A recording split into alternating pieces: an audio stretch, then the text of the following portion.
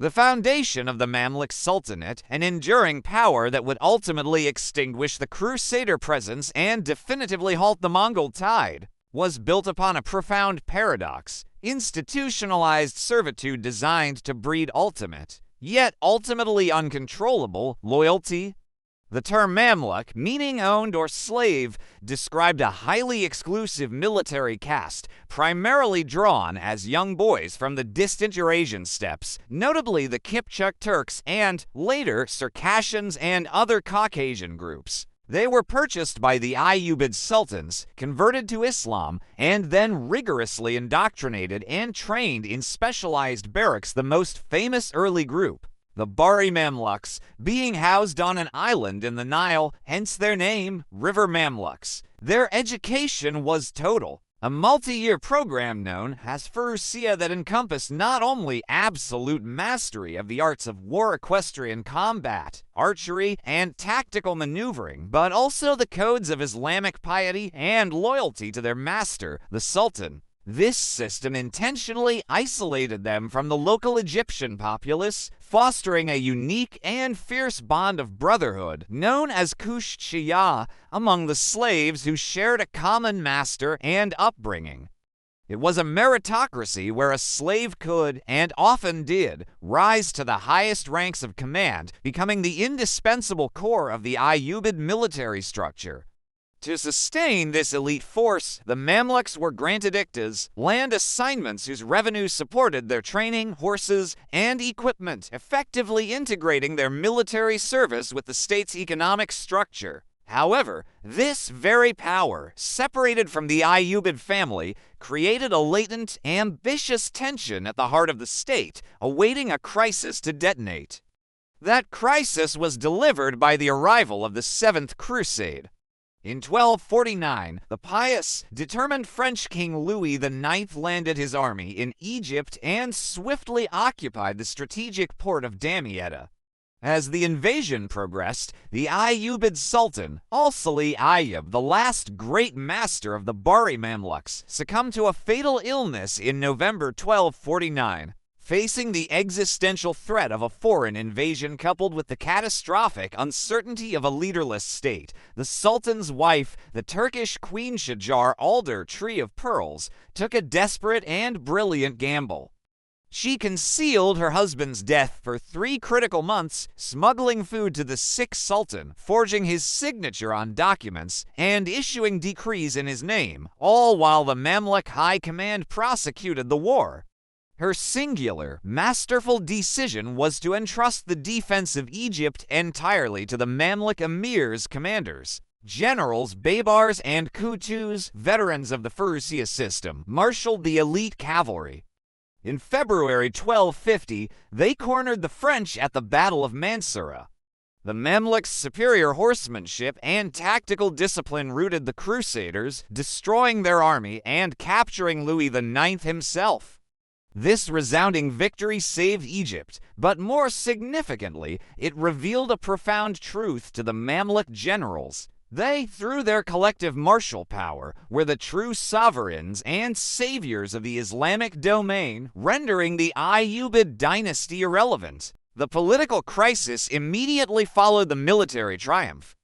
Al-Salih's son, Turanshah, hastily returned from Mesopotamia to claim his inherited throne. Instead of rewarding the Mamluks, he foolishly sought to marginalize the powerful military elite and Shajar al-Durr, attempting to replace them with his own subordinates. This perceived threat to their collective power and honor sealed his fate. In April 1250, the Mamluk commanders staged a swift and brutal coup. General Baybars, a future sultan whose ruthlessness was already evident, personally led the charge that resulted in Turanshah's assassination.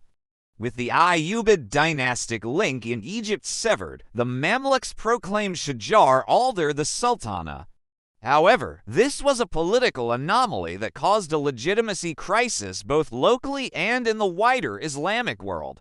To stabilize the state, Shajar al-Durr soon married and yielded power to the Mamluk commander Aybak, a leading figure among the Bahri faction, who ascended as sultan, formally inaugurating the Mamluk Sultanate. The new regime, rooted in a non-hereditary, meritocratic military system, was inherently unstable, immediately devolving into intense internal power struggles. Aybak spent his short rule eliminating rivals, most notably forcing the powerful General Baybars into exile in Syria.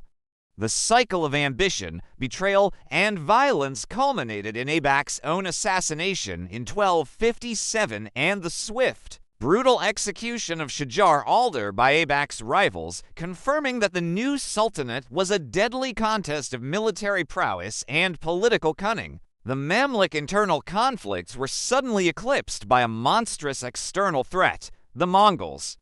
In 1258, the Mongol armies under Hulagu Khan utterly devastated Baghdad, executing the Abbasid Caliph and extinguishing the historic caliphate. This catastrophe sent shock waves across the Islamic world. The Mongol torrent then swept into Syria, systematically destroying the remaining Ayyubid principalities and local defenses. As panic engulfed the Levant, the formidable Mongol military machine, seemingly invincible, prepared to advance on Egypt. The Mamluk state, now under the effective and decisive leadership of Sultan Saif al-Din Qutuz, who had briefly deposed Aybak's young son, understood the terrifying stakes. The Mongol envoy arrived in Cairo with a chilling ultimatum from Hulagu Khan, demanding immediate and unconditional surrender. Qutuz's response was legendary. He executed the Mongol envoys and displayed their heads on the city gates, an act of sheer defiance that eliminated any chance of negotiation and mobilized the entire state for total war. Qutuz, realizing the necessity of military unity, made the critical decision to recall the exile, but brilliant General Baybars, effectively burying their rivalry to face the mutual existential enemy. Qutuz mobilized the full Mamluk military apparatus, a powerful force ready for combat due to the efficiency of the Iqta system. The Mamluks were the final line of defense for the core of the Islamic world. In the summer of 1260, the Mamluk army, carrying the legitimate shadow Abbasid Caliph rescued from Baghdad to affirm their spiritual guardianship, marched north to confront the Mongol vanguard, commanded by Kit Buka. The two forces met in September 1260 at the strategically vital location of Ayn Jalut, the Spring of Goliath in Palestine. The Mamluk strategy, likely engineered by Baybars, utilized a masterpiece of terrain and deception.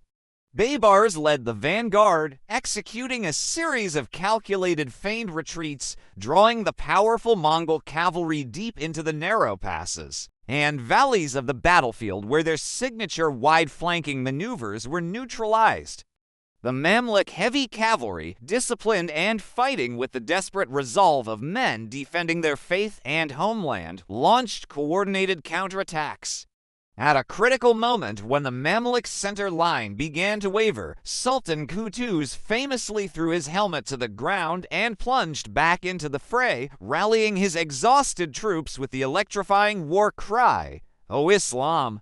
O Islam!" This act of leadership reversed the tide.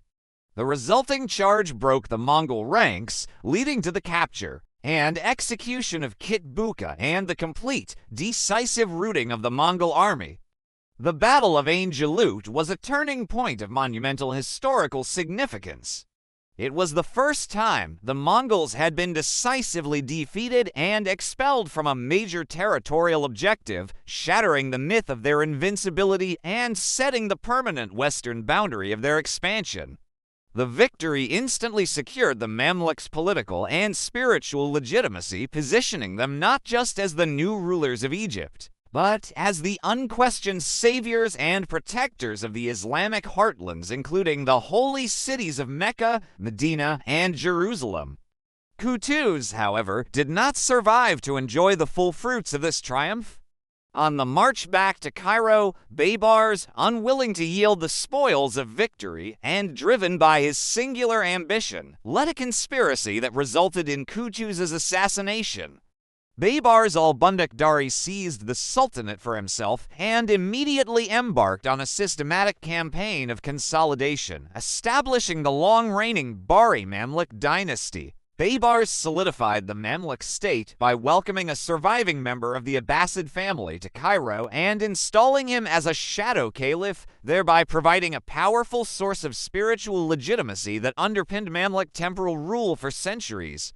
He systematically expelled the remaining Crusader strongholds from the Levant, most famously capturing Antioch. In 1260, Ayn built a sophisticated administrative and military infrastructure, including an efficient pigeon postal service and a vast intelligence network, transforming the Mamluk system into the regional hegemon. While the Sultanate was characterized by continuous internal power struggles, often pitting the dominant Bahri Turkish Kipchak faction against the later Burji Circassian faction, the Mamluk military structure and its strategic control over the critical trade routes of Egypt and Syria allowed it to dominate the eastern Mediterranean until its conquest by the Ottoman Empire in 1517.